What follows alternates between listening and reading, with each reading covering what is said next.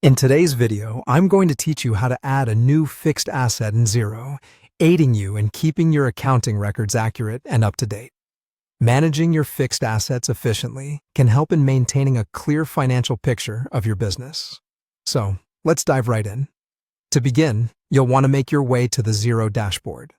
Once you're there, navigate to the Accounting menu.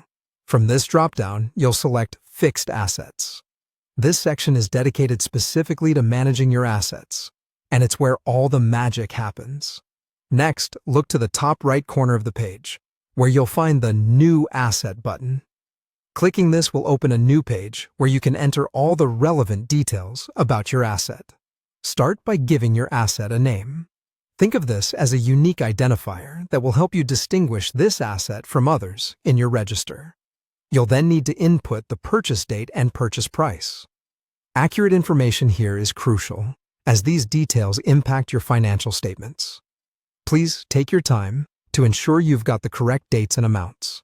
Now, it's time to select the correct asset type from a list you've set up earlier. Upon selection, some fields will automatically fill in based on the information linked to this asset type, which saves you time and ensures consistency across records. After you've handled the basic information, there are optional fields you might consider filling in, like the serial number, warranty expiry date, or registration number.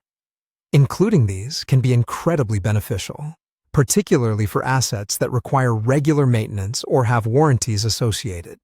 Consider them as additional layers of information that may prove useful in the long run. Next, let's look at the depreciation settings. These should already be populated based on the asset type you selected earlier. However, if there's a need to adjust them for this specific asset, perhaps due to special depreciation methods or company policies, you have the flexibility to do so here.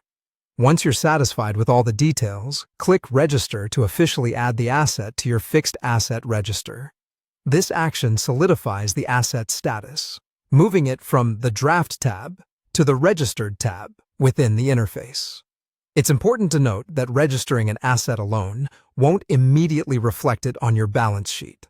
For the asset to appear there, you need to record and link a corresponding bill to it.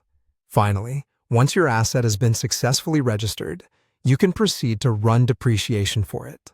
This is a critical step in measuring how your asset contributes financially over time, ensuring your balance sheet accurately reflects an asset's declining value.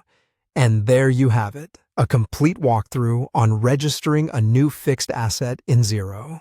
I hope you found this video helpful and that you'll feel confident in updating your accounting records to fully represent your business's assets.